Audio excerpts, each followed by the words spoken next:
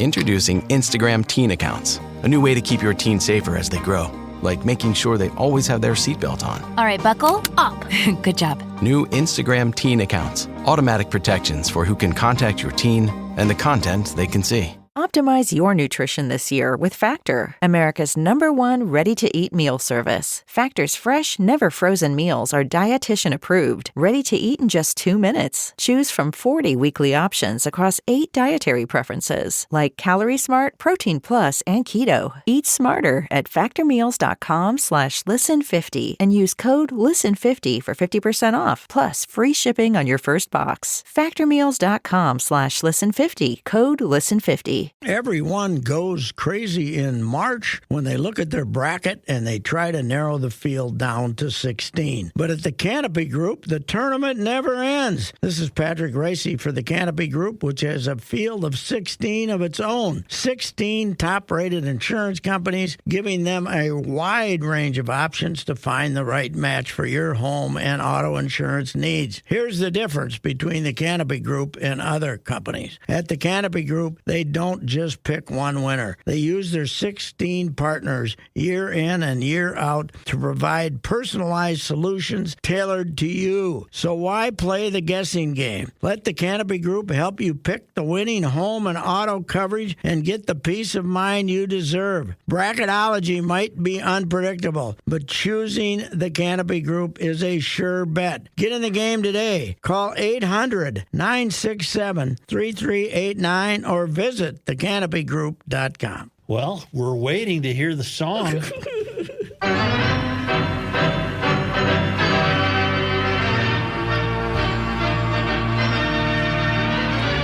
got something odd for you right off the bat. All right, let's go.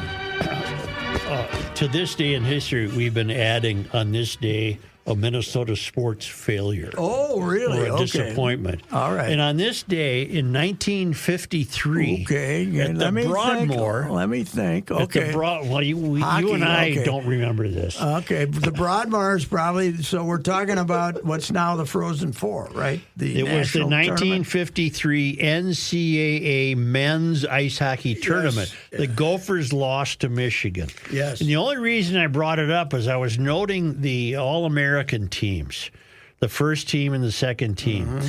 The first team had Jim Matson for Minnesota, Tom Wegleitner for Minnesota, Dick Meredith for Minnesota.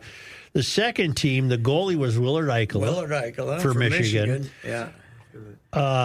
John Mayasich was second team. How could that be? For 53. Yeah, well, he might not have had it. It's based on a 2-game tournament, so maybe he didn't do it much.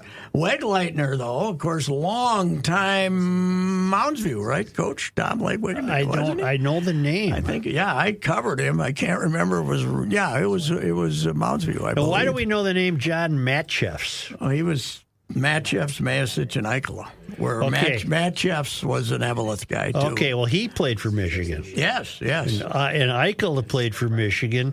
Mayasich was loyal and stayed home. No, here's what happened. What happened? No scholarships in hockey at Minnesota. Yeah. Okay, so they get Matcheffs, who's a year older than Ike, right? Okay. And then they get Ike. Hey, you guys. Then they get Eichela. Yeah. So they get those two guys. So Mariucci says, I can't let him have Mayasich, too. We got to get a scholarship. So they gave Mayasich a football scholarship. Oh. They didn't have hockey, but they gave him a football scholarship to play hockey. Okay. And that's how they ended up with Mayasich.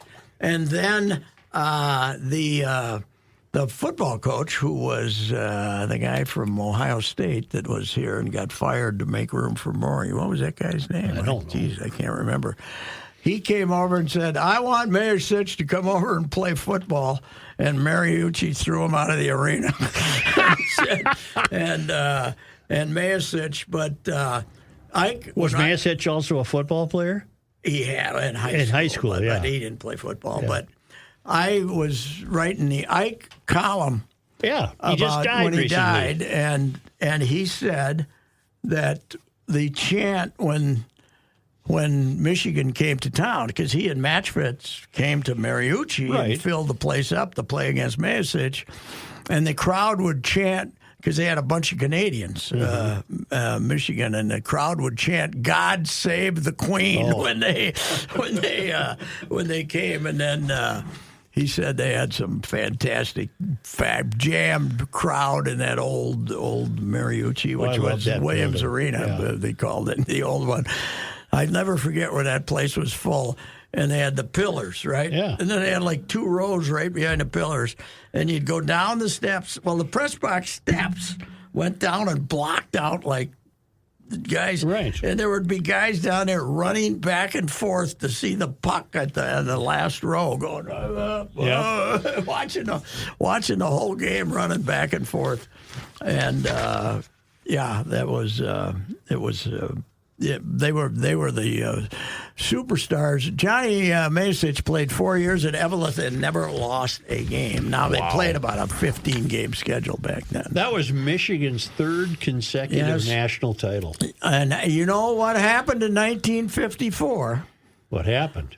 I was reading the Gophers, and they selected 2 teams from the East and 2 teams from the West. Yeah. And RPI was Rensselaer Polytechnic Institute, and then one of the Boston teams, I think, were out there. And the whole pregame stuff in the Minneapolis papers was the Western teams are.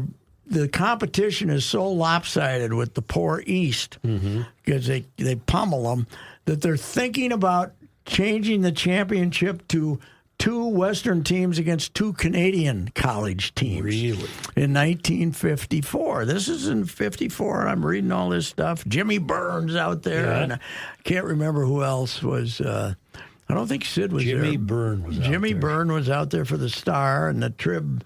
Breyer might have been out there for the Trib. And they were writing all this stuff about the and Michigan was a lopsided favorite, and RPI beat them in the first round in one of the biggest upsets ever. And then, so we were going to win the title, and then RPI beat us too. And you know why I remember that game? I don't. As a 8-year-old in Fulda, Minnesota, I listened to a hockey game for the first time in my life because it was the Gophers on radio? And the big neighbor. Yeah. The big neighbor was excited enough. They didn't usually have hockey on, but they had someone out there.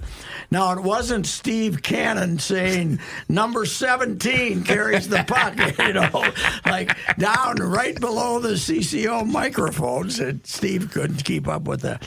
But it was the first hockey game I've ever listened to because we were big Gopher fans down there, and they ended up losing to RPI. Dick Nesbitt? I could look it up. Dick Enroth? Dick Enroth? I don't know if he could do hockey. I don't know who's the guy that had the wife and they took the trips. He did go for football. Ray Christensen. Ray Christensen. Yeah, but Ray was still at WLOL in St. Paul. Did you watch the golf playoff this morning? No, I did not. I was out busy doing other things, but it didn't. What time did they tee it off? They teed her off at 8 sharp, and she was done by about 10 to 9. Now, the first hole, Rory makes 3, right? No, he made 16? a 4. I thought, he only had to make a par on 16? Yeah. Did the other guy make a bogey then? Spahn made bogey. No. If Spahn was 1 down, they going leave to 17. They leave 16 Rory's with McElroy's up 1. Yes, but they go to 17. Did he make birdie at 16? No, he bogeyed 16. Spahn. No, McElroy bogeyed 16. And the other guy double Spahn bogeyed? had a 6 on 16. Hit it in the water.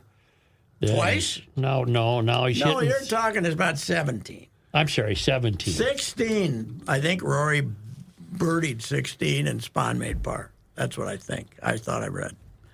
And then, 17, Rory hits it on and he hits it over the and 3 putts water. For a 4. But Spahn got in all kinds of trouble, so Roy goes with the 3-shot lead to 18. Yeah. It was over. And, and then Rory made Rory played very conservative on 18 after his T-ball and made 5, right? He partied. I thought he made 5. Well, maybe he made 5. I don't know. Okay. But anyway, so now he's won 2 of those. Yep. He's won all the other majors except he can't win at Augusta. So, which has to be haunting him. You have a theory on Augusta and him. He's too. If he lets the crowd keep getting into his head, he's not going to win. And the crowd got into his head Friday. He took the phone away from somebody in the audience, a college kid who was heckling him.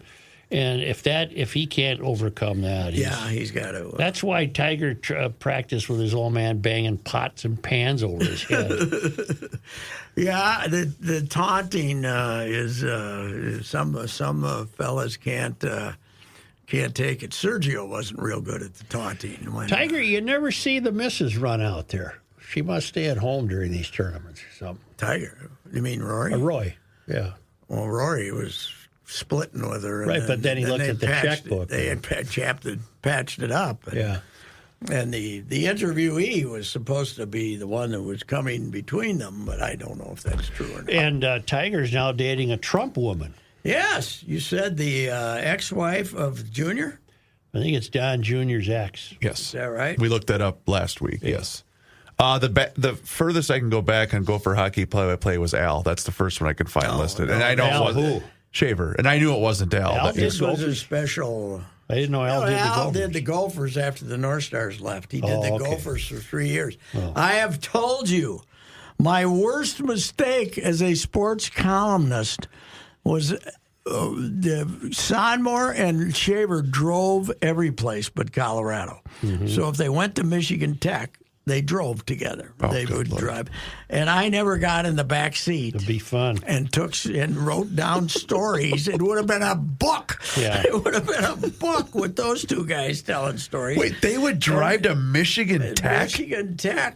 Michigan Tech, yes, That's they the would. dead of winter. Yeah, but there were Shaver had a place to stop. Shaver always drove to the Blackhawks games here. If you're playing here on a Saturday and the Blackhawks, or you're playing here on a Thursday and they're playing the Blackhawks Saturday night. Yeah. Al drove it I didn't so know he that. could stop at Carl Roch's. Really? On Milwaukee on the way. Al liked food. Yeah. Al liked food, and he loved Carl Roch's. It was his favorite restaurant, and he would commute to eat, which is dedication. He could either be a 45-minute flight or a 6-hour drive. Well, you like Carl Roch's. Oh, I loved Carl Roch's, which went under for some reason. Yeah. It was right out the back door of the Pfister. Right. It was fantastic. I've eaten there. It was fantastic. There were 4 of us down there, and we stopped at Roch's before the drive home, No, we ate there. We drove to Green Bay. That was one time. Yeah. Now another time, there's other guys with me. We're down there for some baseball. Was that the left side of the menu and a Diet Coke? No, that was in Hopkins. Oh. But we gorged ourselves, and then we got in the car at 9 at night and drove back, and I damn near died. Oh, yeah. It was the most uncomfortable. Oh. And this might have been when we had the wonderful 55-mile-an-hour speed limit, too. It took Well, you hours. didn't get home till 5 in the morning. No, it rolled out of the car. It was unbelievable. Because Roch's, one problem with German food, it's a little heavy. It is. I'm surprised you didn't fall asleep. Well, I had people there probably hitting me. I don't know what it was. So. Boy, I don't think I'd want to be in a car full of guys that just loaded themselves up on German food. It probably was not good. It was like John Candy. Window's got to be down the whole time. Like the John Candy movie. Wasn't that a little problem in the Candy Steve Martin movie? Did we have a little gastric problem? Oh, the planes, trains, and automobiles. Yes, right. Who, I know that's Rookie's all-time favorite movie, right? I don't know if it's It's in the top 5. It's in the top 5. He's never seen a good movie. Trading. You're thinking of Trading Places. I gotta say, when I first watched it, it was okay, but I did watch it about 3 years ago. It's pretty funny. Yeah. It is.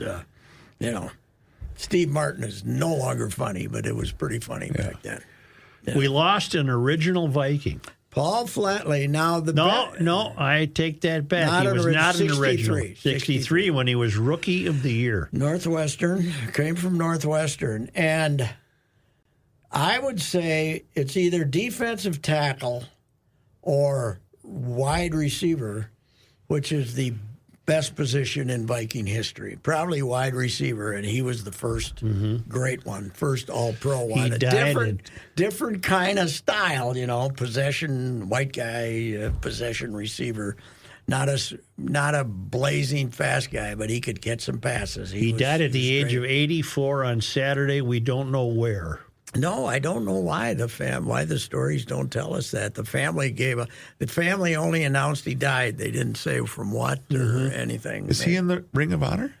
I don't know. Is he? I don't think he is. He should be. Because, you look at his numbers, and they aren't mind-boggling. But that was the 60s. But that's the 60s when they threw 28 passes a game max. He was the 44th overall pick in 1963 draft. He had 5 catches for 72 yards in the season opener and started all 14 games in his debut season, finishing with 51 catches for 867 yards and 4 touchdowns. That's 14 games back then. That's big. That's big back then. Well, having 800 yards in 14 games, that's really big. Wow. He was great. And he played his popularity into a lengthy career as the sports director at WCCO Radio, right? How many years was he there? He was on CCO Radio. So he must have preceded Paul Giel as a sports director? He did. Or maybe did he follow Giel? No. Yes, he followed Giel because Giel became the Gophers AD, and Paul Flatley, I think, followed him as the guy at CCO. Wait a minute, I'm not sure. He was also a color commentator on the U of M football broadcast. Yes, he was. I talked to him a few times. I never covered him back then, but I talked to him a few times. A really good guy, nice guy, and I don't know if he'd moved from. He probably had moved somewhere warm, huh?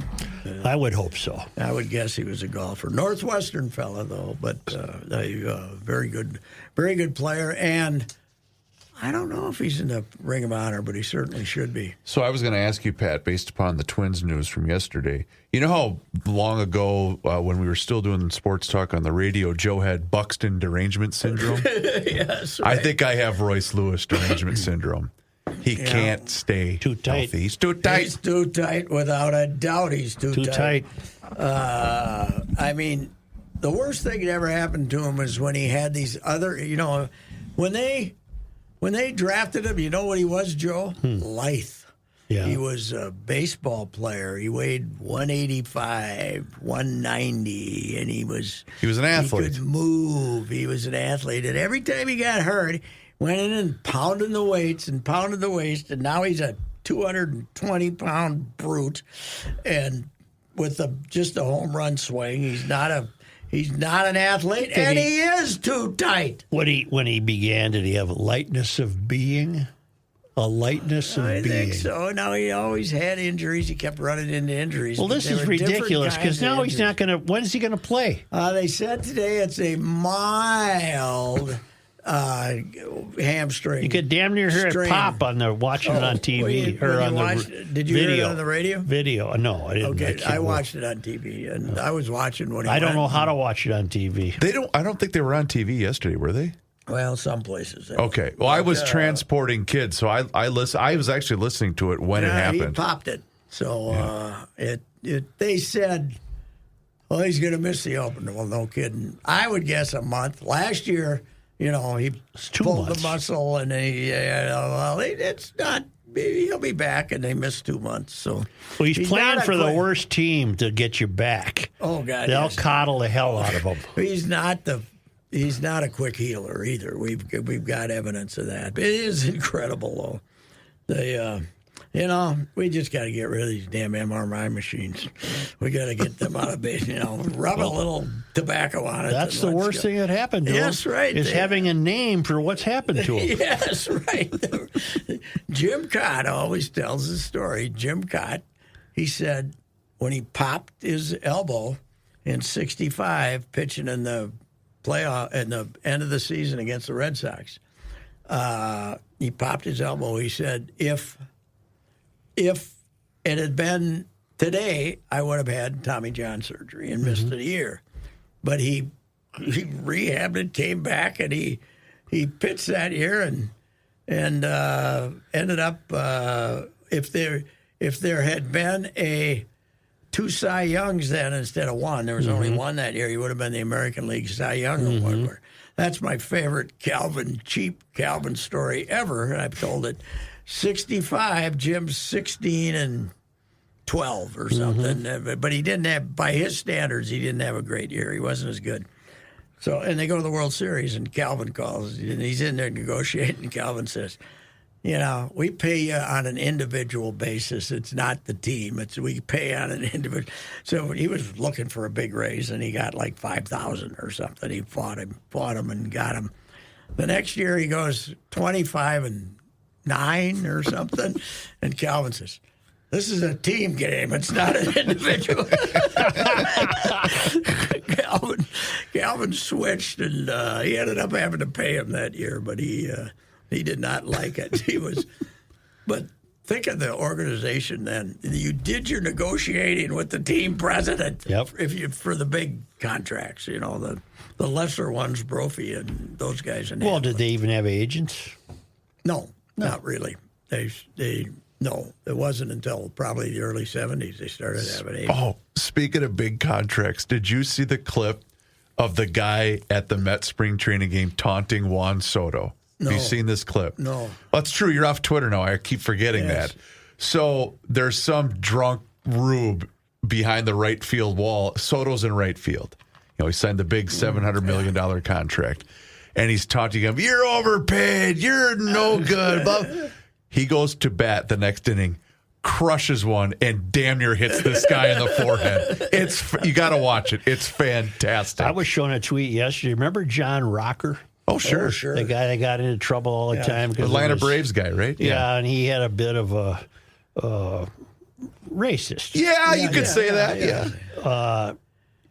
I was sent a video clip of Pat Mahomes Sr. And John Rocker running into each other on the street in New Orleans recently for the Super Bowl. Oh, wow. And they were both so hammered that Pat Mahomes Sr. started to go after. Oh, no. And Rocker's pointing at him, and they're all swaying and slurring their words. Rocker would have killed him. Rocker is a beast. Oh, yeah. He's a huge big workout guy. And finally, somebody got to Pat Sr. and got him out of there and walked him away. Pat Sr.'s got to handle the booze a little better. He's had some trouble. He goes all the way back to damn near killing himself on the Hennepin Avenue Bridge, driving drunk. When he was playing here? When he playing here as a 22-year-old or so. Yeah. He flipped it on icy night. Yeah. He flipped it on the Hennepin Avenue Bridge. Oh, I didn't know that. And he got a DWI a couple of years ago. Did Pat Sr. ever play for the Mets? I think I can look because that up. I think that's where Rocker and he had differences because Pat Sr., of course, was rejected everything Rocker said about American culture, and I think when Pat Sr. was with the Mets and Rocker obviously with the Braves, and they didn't get along then. So all these years go by. Where Pat went? 1999 and 2000, he was a starting pitcher for the New York Mets. Okay, and all these years go by. Now they see each other in the street in New Orleans, and it might as well have been 20 years previously. Wow, really? Yeah. Wow. Unbelievable. Is he a good example of, what could have been? Oh, God, yes. Yeah, he was a great athlete. He was a superstar in basketball, senior, and a really great football player. But he went for the money because he was a second rounder with the Twins. Because I remember when they brought him up the year after they won it, he came up in '92, and I remember him pitching a Sunday night game in front of a sold-out crowd at the Dome. They had the hots for him. Yeah. They thought he was going to be great. And even TK, but TK always a little skeptical about his attitude. But, I can tell this story. What the heck? He wasn't married then. I don't believe so. But I got skeptical Why of would him. that stop us? Well, I got skeptical of him.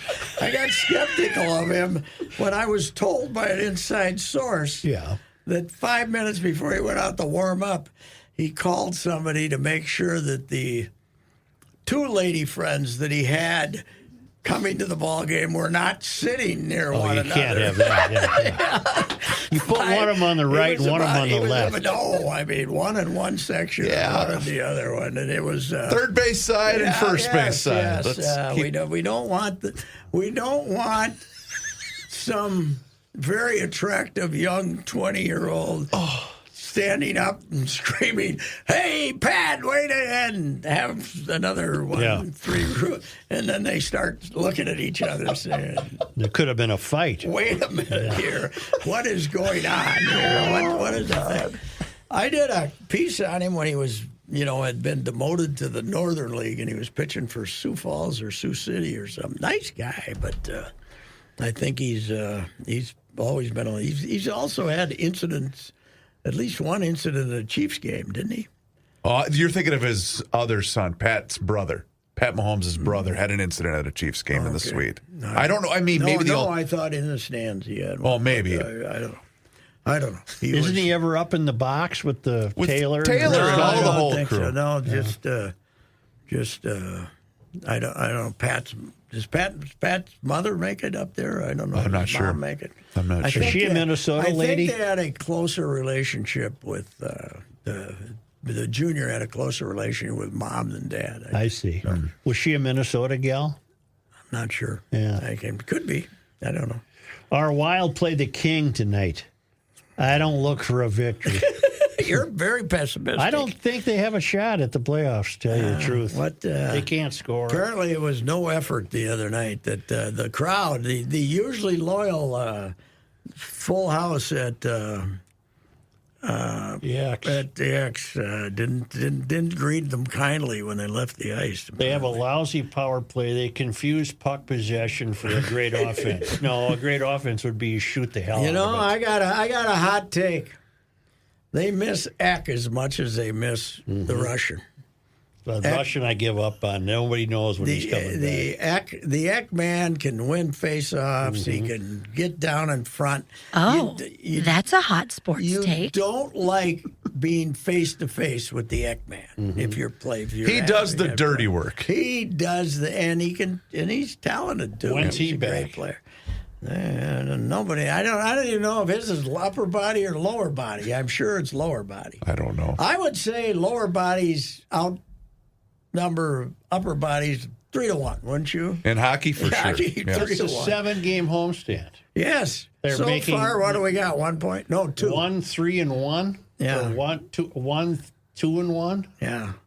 This is ridiculous. You know what? I was going to suggest, if I'd still be on Twitter, but then I remembered I wasn't.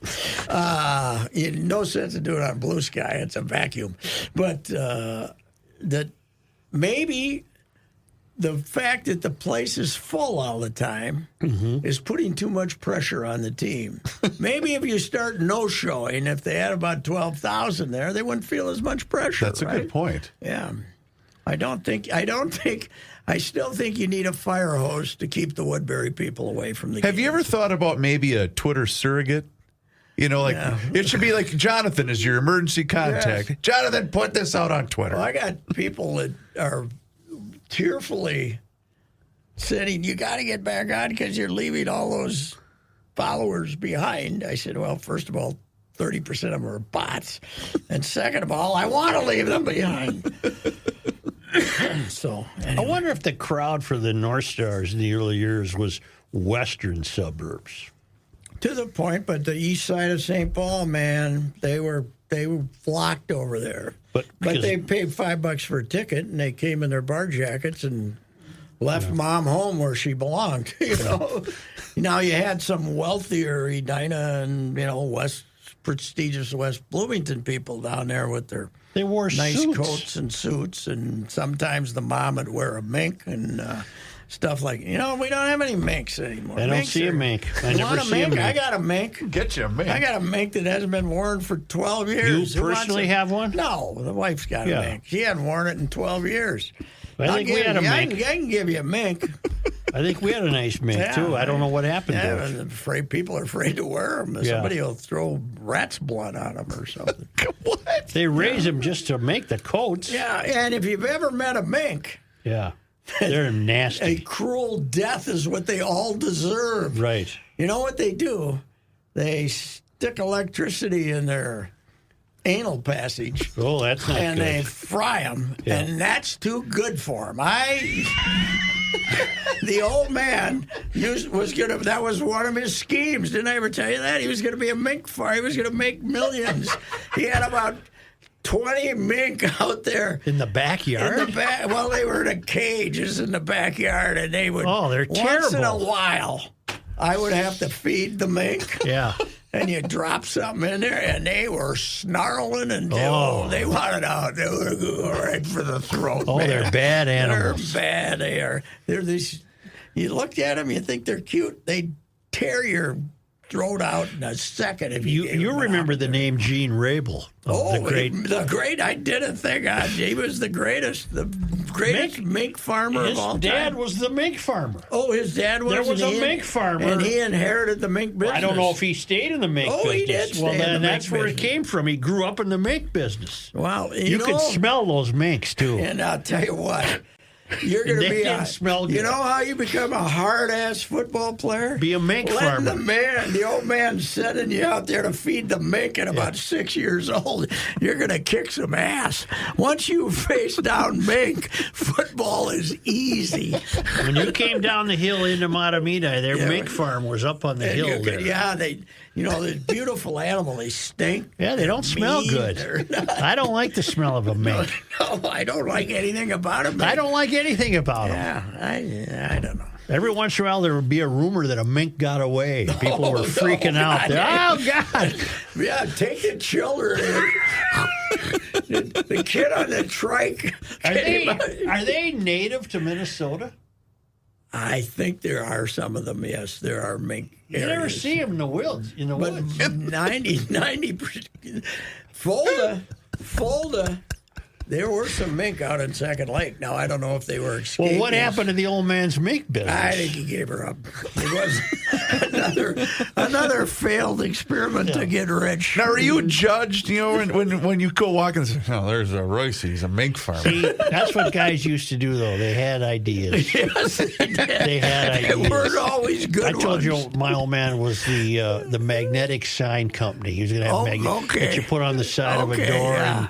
and he did the first one, and he slapped it on the car door, and he said, "Give it a test drive," and I came back without the sign. And he said, "What happened?" I said, "It blew off on Highway 36." It's in the median, somewhere on Highway 61. It's in a median. There went the inheritance. Yeah, there it went. They all had a Richard. And the crap that arrived in the mail was, cardboard boxes of this crap you had to put together and make signs and pop out the letters. and 6:30 every morning. Joe Miller and the old man drinking coffee at the kitchen table, looking through the paper and various sections and thinking up ways to get rich. And every day they'd have the same idea for about 2 weeks. The best one was they were going to raise, I don't know why they wanted to do this. They're going to raise carp, rough fish, in these ponds. probably for The fish flat fry. to smoke them. They were gonna build these. They build these ponds up at Uncle Carl's farm up north, and they got these ponds built. What does They're up gonna- north mean? 20, 30 miles. Okay, Up by Lake Wilson or All right. someplace, not real far away. And then they got these ponds in there. And then Uncle Carl sold the farm. So he with ponds is sort of the asset. So the one thing about the Ricey brothers in their plot, they'd screw each other. Where did Richard get the mink?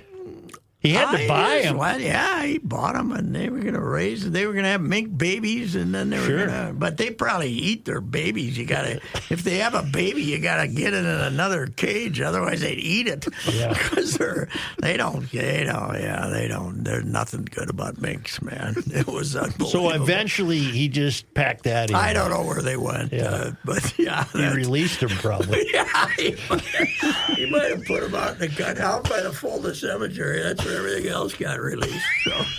Why not, right? They might have the mink still running around the Fulda Cemetery. But I remember running into one out at Second Lake, and walking around the weeds and snarling. Where did that come from? I don't know what I was doing out there. I remember I had the 410. I might have been shooting squirrels or something. I don't know. That's I don't know why we shot squirrels, because we never really ate them. So, but we shot them. And mink, they don't ever get eaten. Cat too. I could have been cat. Nobody ate a mink. Oh God, no. They were probably tasted as bad as they behaved. Yes, they were really. Gene's no longer with us, though. Gene, right? I don't know that. I think Gene passed. I'm not sure, but I think he passed away. He was a hell of a foot. Oh, he was nobody wanted to play Matamidi when Gene Rabel played for him. And he was a good basketball player when the Zephyrs made the 61 tournament. The 1961. And they were the team, I believe, that eliminated the Darlings, Edgerton. I believe they did beat Edgerton, and that's how Edgerton, had won the year before. Didn't that used to be a hell of a tournament? Oh my God! Somebody, the guy Dan Westby, who coaches the Marshall girls basketball and volleyball, and has been doing it for 36 years at various places, sent me something nominating the 1953 or 4 tournament as the best ever, and he had it was one of the few that never had a Metro team. It was because Wilmer won, or Litchfield or somebody won. Or maybe Renville was in it, and all these suburban teams, but all these fantastic games were played. It was incredible. Pat, the tournament starts tomorrow on a Tuesday. They're having it on a Tuesday because the Timberwolves are home Wednesday, so they're and they have the 4A teams starting to play at 10 a.m. Tuesday, and they'll be surprised they don't have big crowds. Yeah. Idiots, but. So they go Tuesday, Thursday, Friday, Saturday. Yes. And the 3 classes start Tuesday with their quarterfinals. And then Thursday, the lowest class, 4A plays. Why not play at 1A? Why don't they play at the barn? I don't know. I do not know. That's ridiculous. I don't know what played. With the crowds, they can play next door at Maturi, for goodness sakes. They don't, you're not going to, some of those lower level, fill the place up. But I don't know. I give up. They worry about the hockey tournament because they make a lot of money on it, and they don't worry about anything else. The other thing is here's what drives me crazy. The fact that they want to treat 1A with the same respect as 4A. I've said it for 100 years. Here's the respect you get in 1A. You get to play for your team. If you were an Edina, they wouldn't even let you come out for the team. Right. You're some little, God love it, I grew up in one pissant town. You get to go to the state tournament, okay, but if you should have to play at 10 o'clock in the morning. It's ridiculous. Anyway. And the other thing is, they had a good system going where they had the first round of the state tournament played at outstate locations, on Tuesdays. And everybody says, we got to come to the Twin Cities for the experience. And that's how, and we don't have any consolation games, so that's how you end up with 10 o'clock There's more games. action in downtown Wadena than there is in St. Paul. I don't know what experience you think you're getting. Who's open downtown now? The restaurant that was hot there for a while and closed, they just had a special opening for a week or so. They were just open for a week. That I don't even know. I think they had, brought it back for a week. That's too bad. That place was pretty good. So, Anyway, Well, what okay. else? What are we missing here? We got the tournament selection has been completed. Did you fill out your bracket yet? Haven't done a bracket. You see what the Star Tribune. I don't get this. I don't get it either. But On the cover of the sports section we got is- the artist and the graphic designer, so you got to let the graphic designer do his stuff every once in a while. Your paper no longer prints stock tables. You told me that. What is the deal? I don't know. There's a lot of Why stuff not? we don't print. We don't print hockey scoring summaries or NBA box scores. You're kidding. Now, last year we had baseball box scores. I don't know if they're going to be here or Well, not. you gotta have I gotta know how 3M's doing. They don't have it. You don't have. You have basketball box scores. Not for we got the Timberwolves. That's it. Okay. That's it. Yeah. But we don't have the whole league. Well, the paper's gotten a little thin. You might have noticed that over in St. Paul a few years back. She's kind of tightened up there. It's too tight. It's too tight. It's like Royce Lewis. It's too tight. You want me to sell a car? I do want you to sell. Are we done? I think so. I thought they really got good entertainment. Do you think so? I think it was enough. Well, hey, though. not many sports talk show hosts in the country are going to handle how to kill a mink. Electrocute them. They stick a prod in their anus. What did the animal themselves stink? I believe. But they had a bad smell. Well, the food was horse meat. Well, that was a bad deal because Yeah, the the mink, food was- you could smell those mink all over town. The old man here. Okay, so the front of the lake we owned. I mean, there was lots, like 1, 2, 3, 4, 5, 6 lots. Okay, so But nobody there living were on them. houses in those 6 lots.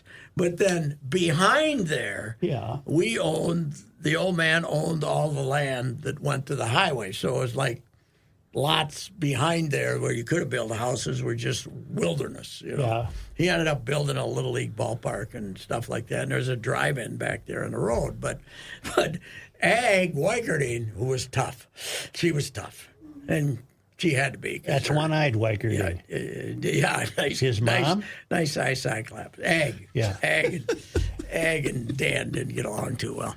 And but the old man put those minx cages over on the behind her house a ways, and Ag wasn't real happy with the when the wind was blowing from the wrong direction. For some either. reason, man, they didn't smell good.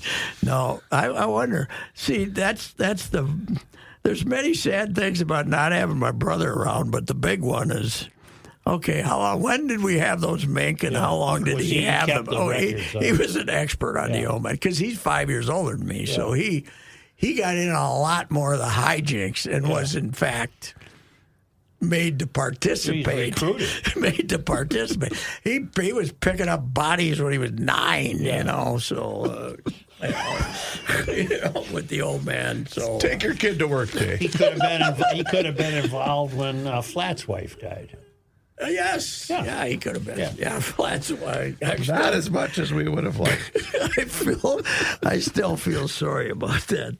Telling that story. Well, I don't think you said anything on No. There was an entertaining anecdote. It wasn't an anecdote. It was a very nice reminiscence. Yes, it was. Yeah. It was. I think he heard from every Souchere brother on Tuesday. When I asked you if she got how much, your answer was the best answer you've ever given to any question. You said, well, not as much as we would have.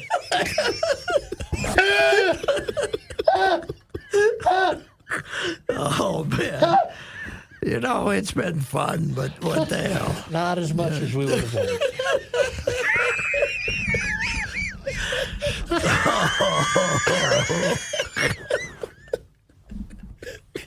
And I just remember, I'll never forget those words because I'm going to use them in every possible opportunity. Did J.D. Spahn play good today? Not as much as we would have liked. That's right. In fact, I think we used that line on Gilles about a dozen times the next couple of shows.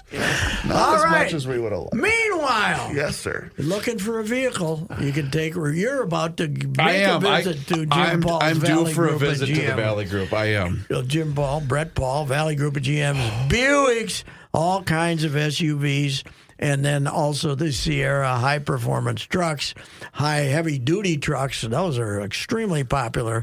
Right now, low interest rates, some as low as 0. You can't get lower than that. And also factory rebates are back. Check them out, Jim Paul and Brett Paul's Valley Groups of GM dealers, Hastings, and my guys in Apple Valley. And you just go to the website and find out the stock that they have on hand right now. It's impressive, to say the least. Jim Paul, Brett Paul, Valley Group of GM dealers, Apple Valley and Hastings.